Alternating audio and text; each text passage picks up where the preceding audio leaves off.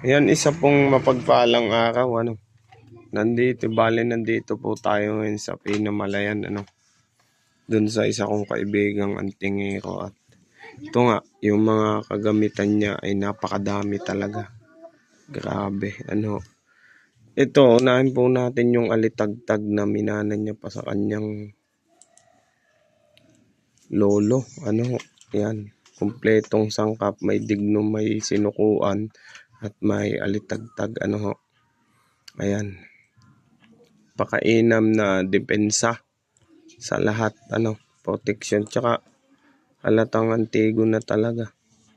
Ayan. At yun, yung mga mutya niya, yung diamanting hilaw, sumusuloy, libon ng suso, batong alog, at bato umong itim na patong-patong. Ayan, medyo nilayo natin, At ito naman po, yan, San Cristobal, walang likod. San Cristobal po yan. Ito naman yung panlagay sa sinturon, Ang San Cristobal, alam naman natin kung para saan, sa lakas at depensa po yan. Kalimitan talaga yung, niyan, sa lakas. Ayan, birheng may kalong na dalawang ninyo, bakels ito nilalagay sa sinturon. Ayan, depensa din po yan, panlumay. Santo Cristo na wala sa pakuan, Maganda nito, pantay yung paa. Ayan, antigo na. Siyempre, yung sinukuan, na naipaliwanag ko na din po kung anong kakayanan niyan, Ayan. Napaliwanag ko na ito kung ano yung mga kakayanan niya. Ayan, mainam po yan, pampaamo. Depensa, bali pangkalahatan po yan. Pagkabuhay nagagamit po sa pangkumbate, spiritual. Ang likod po ay bereng nagpapasuso na alam naman natin na talagang napakainam po sa tagaliwas. Ito sa Rafael, maganda ito sa mga manggagamot. Ayan, silbing gabay na din sa paglakad. Ito pilak. So, alam ko galing ito ng ibang bansa pa. Basta merong ganyan po. Sagrada Familia at 3 persona. Yan ay mainam na pandepensa at pansalakad kasi meron siyang San Jose Pater Salvatore. Dito po siya ay pinaniniwala ang isang pulube, ngunit yung pong laman na yun ay puro ginto. Ngayon, yun yung kapaliwanagan dyan. Berheng inang saklolo, lampasan, mainam po sa pampaamo at negosyo po.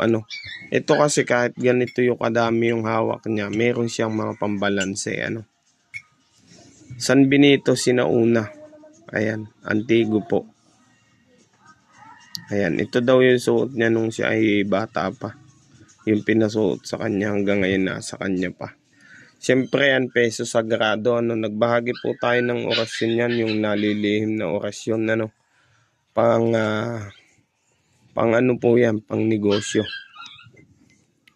Kristong Hari, nakaupo. Po?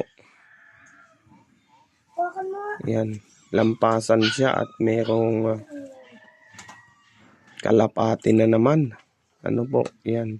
May 3 ditong asno. Mainam sa depensa kaso ang laki. Sobrang laki.